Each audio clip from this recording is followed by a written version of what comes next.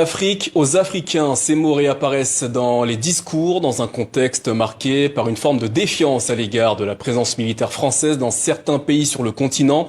D'où viennent ces mots? S'agit-il d'un slogan? Quel est leur sens concret?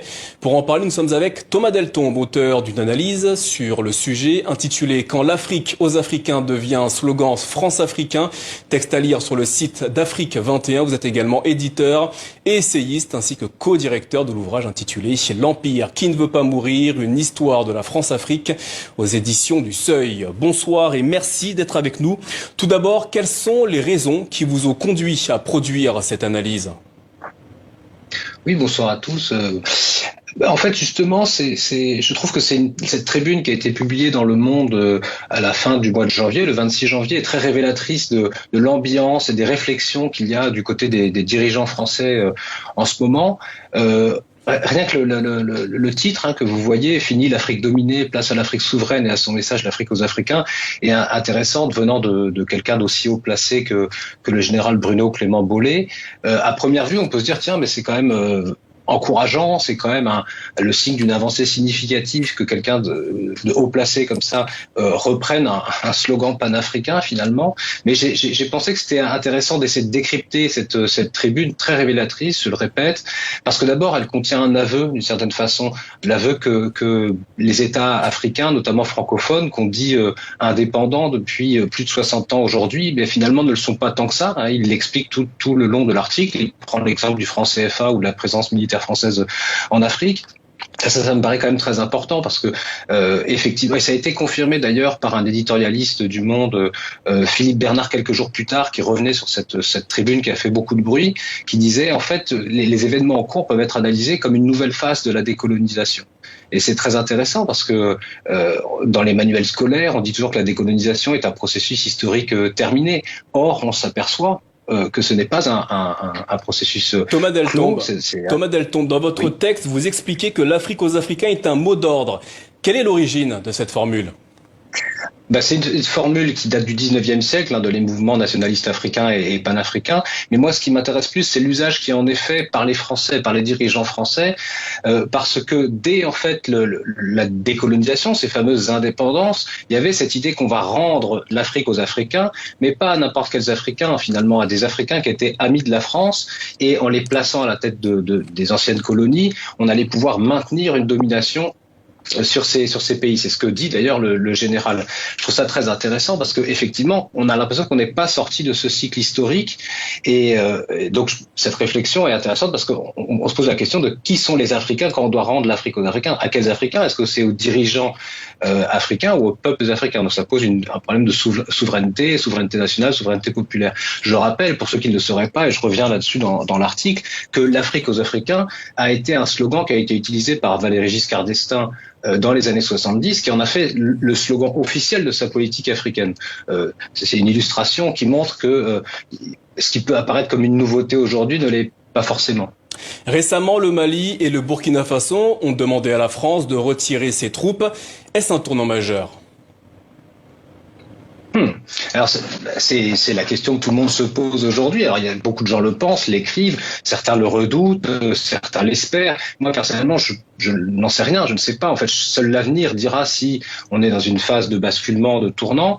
Je pense malgré tout qu'il faut se méfier des effets de loupe et des angles morts. Quand on est journaliste, quand on s'intéresse à l'actualité, évidemment, on se focalise sur les nouveautés. Et donc, en ce moment, effectivement, les nouveautés, c'est le redéploiement de la force Barkhane, c'est l'implantation des milices Wagner, c'est le développement des réseaux sociaux. Autant de nouveautés qui méritent effectivement d'être analysées. Simplement, faut pas oublier qu'il y a aussi des choses derrière les nouveautés, il y a aussi des continuités. Je vous donne un exemple. Par exemple, les relations très serrées qu'Emmanuel Macron, qui avait promis, je vous rappelle, en 2017, de sortir de la France-Afrique. Donc, Emmanuel Macron entretient avec toute une série de dirigeants qui sont très emblématiques de la France-Afrique, montre une certaine continuité.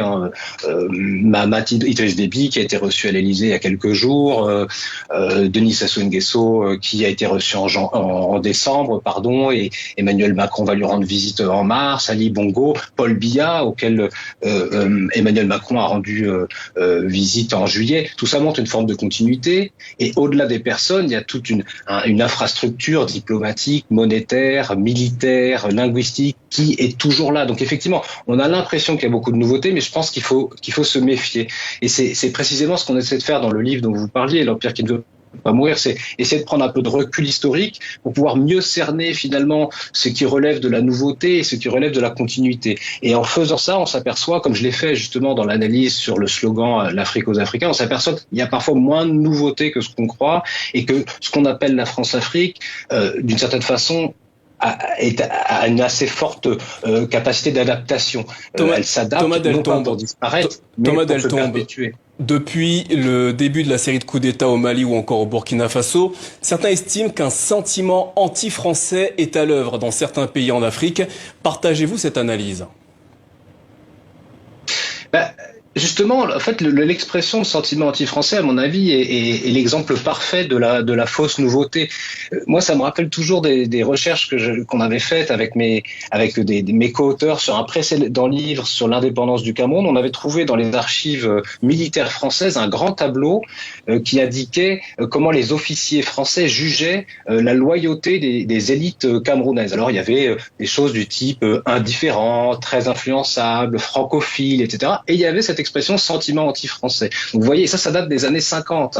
Et on se rend compte, si on va dans les archives de la presse française, que cette expression de sentiment anti-français, elle revient en fait régulièrement chaque fois qu'il y a des mouvements sociaux africains qui remettent en cause la présence française, la domination française, l'impérialisme français. Donc ça, c'est vraiment, on s'aperçoit que c'est assez récurrent. Moi, ce qui me gêne avec cette expression, elle me gêne en général, elle laisse penser le sentiment, on parle de sentiment, on laisse penser que les Africains seraient irrationnels, que ce serait une forme de pulsion émotionnelle, et puis ça laisse aussi penser que les Africains seraient tous travaillés par une forme de xénophobie anti-français.